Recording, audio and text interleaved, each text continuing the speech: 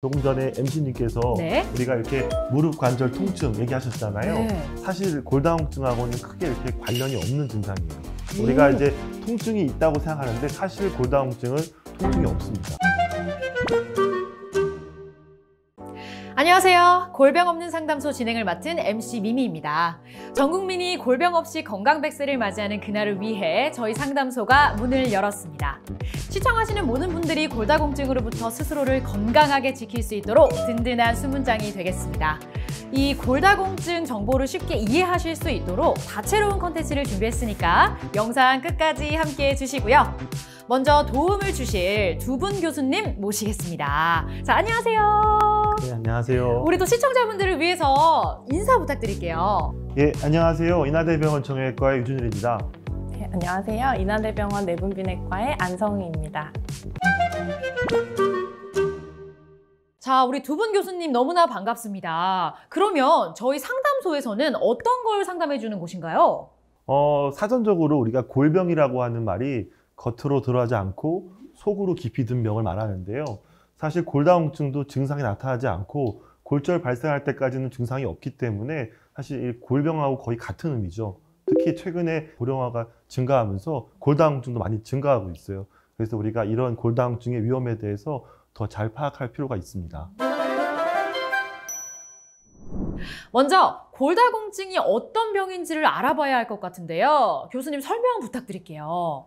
그럼 제가 설명에 앞서서 돌발 퀴즈를 진행자께 한번 내보도록 하겠습니다. 시청하시는 여러분들도 한번 맞춰봐 주세요. 골다공증은 몇 명 중 한 명이 걸릴까요? 50대 이상 여성으로 생각을 하겠습니다. 첫 번째, 20명 중에 한 명, 두 번째, 10명 중 한 명, 세 번째, 3명 중 한 명. 한번 골라보시겠어요? 아, 이게 상당히 어렵네요. 그러면 저는 도도 말고 더도 말고 딱 가운데. 그러면은 10명 중에 한 명으로 하겠습니다. 2번 하겠습니다. 아, 네. 2번으로 답을 하셨는데요. 틀렸습니다. 아, 네. 정답은 3번이고요.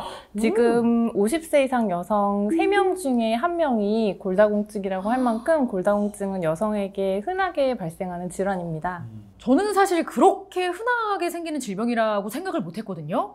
실제로 제 주변에 또 50대를 앞두고 계신 선배님들도 계시고 저희 엄마도 지금 50대시기 때문에 제가 오늘 정말 잘 배워가지고 제대로 알려드려야 될 것 같습니다. 제가 좀 골다공증 설명을 좀 드릴게요. 네. WHO 세계보건기구에 따르면 골다공증에 대한 정의를 골량이 감소하고 또 골에 있는 미세구조 이상으로 뼈가 약해져서 부러지기 쉬운 상태라고 이렇게 정의를 하고 있는데요. 여기서 조금 더 자세히 말씀드리고 싶은 내용은 조금 전에 MC님께서 네. 우리가 이렇게 무릎 관절 통증 얘기하셨잖아요. 네. 사실 골다공증하고는 크게 이렇게 관련이 없는 증상이에요. 우리가 이제 통증이 있다고 생각하는데 사실 골다공증은 통증이 없습니다. 그래서 전조 증상이 없기 때문에 우리가 골절이 생겨야만 골다공증이 있었구나라고 이해할 수 있기 때문에 사실은 예방도 어렵고 진단이 어려운 질환이 되겠습니다. 전혀 몰랐어요. 통증이 아예 없을 거란 생각을 못 했는데 네. 정말 어떻게 보면 소리 소문 없이 찾아오는 그런 병이 맞아요. 아닐까라는 네. 생각도 들고 그러면 혹시 골다공증 때문에 또 생명을 잃을 수 있다라는 얘기를 또 들었거든요. 요거 좀 가볍게 넘길 문제가 아닌 것 같은데 그렇다면 우리 안성희 교수님께서 골절에 대해서 조금 더 자세하게 설명해 주시면 좋을 것 같아요. 이 골다공증 골절이라고 하는 건 키 높이 정도에서 넘어지는 정도로 작은 충격에도 골절이 발생하는 경우를 의미합니다. 그래서 보통은 고관절, 척추, 상완, 손목에 발생하는 골절을 주요 부위의 골다공증 골절이라고 하고요. 그런데 이제 고관절 골절이 발생한 경우에 1년 이내에 남성 같은 경우에는 21%, 여성 같은 경우에는 14%까지 사망을 할 수 있는 것으로 알려져 있고 척추 골절 같은 경우에는 1년 내에 남성은 9%, 여성은 4% 정도까지 사망할 수 있는 것으로 알려져 있습니다. 와, 1년 이내에 사망률이 그렇게 높나요? 네. 저는 교수님께서 말씀해 주셔서 처음 지금 듣는 정보여서 굉장히 놀라운데 맞아요. 되게 높고요. 저 같은 경우는 이제 고관절 골절을 주로 수술하는 의사인데 고관절 골절은 조금 더 사망률이 높습니다. 우리가 1년 이내에 한 12% 정도, 10분 수술하면 1분 정도가 돌아가시고요. 이거를 5년으로 넓게 봤을 때는 한 32% 정도, 그러니까 10분 수술하면 3분은 5년 내에 돌아가시는 거예요. 그 정도로 사망률이 굉장히 높은 질환이고요. 또한 이런 골다공증 골절 같은 사망률은 우리가 잘 알고 있는 심근경색 들어보셨죠? 심근경색은 우리가 사망률이 매우 높아가지고 하트 어택이란 말을 붙이잖아요. 근데 최근에는 이 골다공증 골절 사망률이 너무 높아서 본 어택이란 말을 쓰기도 해요. 그래서 우리가 골다공증 골절이 발생하면 정말 높은 사망률을 갖고 있구나 이렇게 주의를 갖고 경각심을 가져야 돼요. 한 가지 더 말씀드리고 싶은 것은 이 유방암이 여성 암 중에서는 발생 1위라고 알려져 있는데요. 저희가 유방암의 날 캠페인을 함으로써 조기 검진이 늘어나고 생존율이 향상됐습니다. 근데 비슷하게 골다공증 역시 여성에게 굉장히 많은 질환이고 이 골다공증에 대한 인식이 향상이 되면 골절 예방에도 많은 도움이 될 텐데요. 마침 세계 골다공증의 날이 10월 20일로 제정되어 있습니다. 그래서 이 부분도 많은 관심을 가져주시면 좋을 것 같습니다. 그러면 골다공증 치료를 위한 골든타임이 또 따로 있을까요?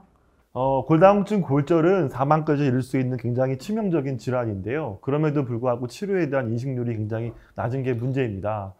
특히 고관절 골절 환자 같은 경우는 거동이 불편해지시고 그렇게 되면 집 밖으로 못 나오게 되죠. 그럼 어떻게 되겠어요? 환자분이 굉장히 우울해지고 맞아요. 또 기존에 갖고 있던 우울증이나 치매 같은 게 악화가 될 수 있습니다. 또 이런 것들은 사망률을 더 증가시킬 수 있기 때문에 계속 악순환의 고리를 밟는 거죠. 그래서 우리가 조기 진단 치료가 제일 중요한 것입니다. 네, 유준일 교수님이 말씀하신 것처럼 골다공증은 조기 발견이 굉장히 중요합니다.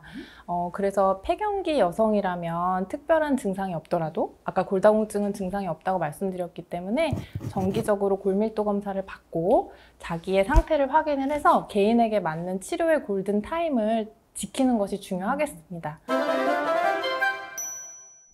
자, 교수님, 골다공증 치료는 잘 이루어지고 있나요? 사실 국내 당뇨병이나 또 고혈압 같은 만성질환 잘 아시잖아요. 그런 질환에 비해서 골다공증은 그 유병률이 높은데도 불구하고 치료율이 한 33.5% 정도?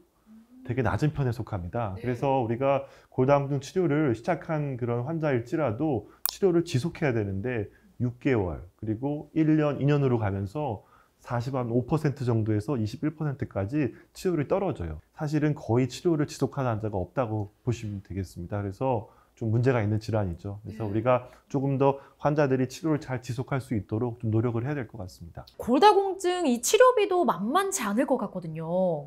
네, 물론 치료비가 만만치 않을 수 있죠. 그런데 이제 골절이 발생을 해서 나가는 치료 비용에 비해서는 골다공증을 잘 치료함으로써 골절을 예방해서 아끼게 되는 치료 비용이 훨씬 많을 것으로 저희는 예측을 하고 있고요.